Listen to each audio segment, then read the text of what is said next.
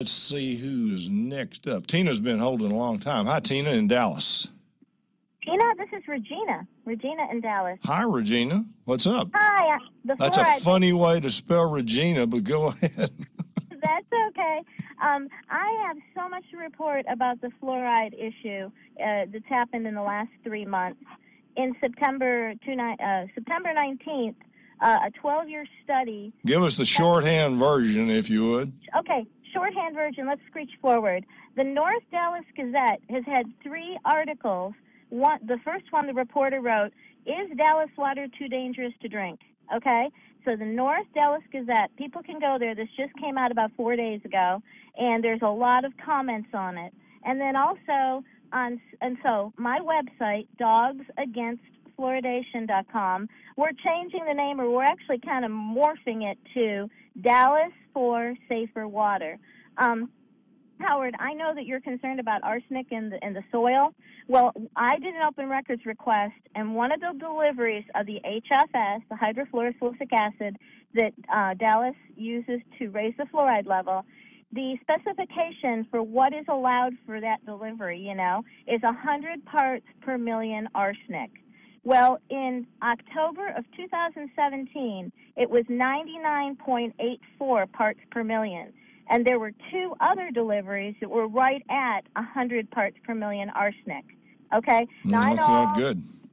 Yeah, I know. And, when I talk to 3 people that are, scientific-y people, they're like, 100, if it's that close, that's too close to the margin of error, 99.84 and 100.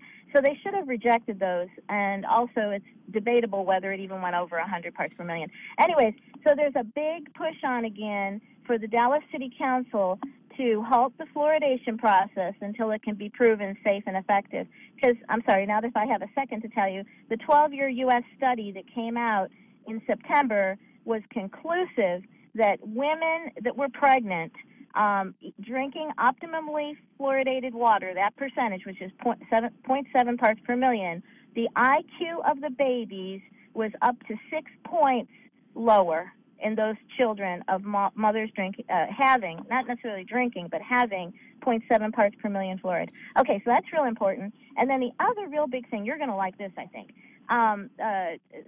6 different organizations are suing the EPA under a toxic, there's a name for it. I'm in the car on the way to church, so I don't have the thing. But the judge, December 21st in California, because the EPA, when the citizens in these organizations went to the EPA and said, you're not doing your job safeguarding the people against these toxic things, fluoride and arsenic and blah, blah, blah.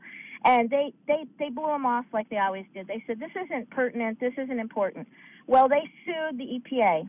And in December 21st, the San Francisco federal judge, denied the motion for the EPA to move the case forward.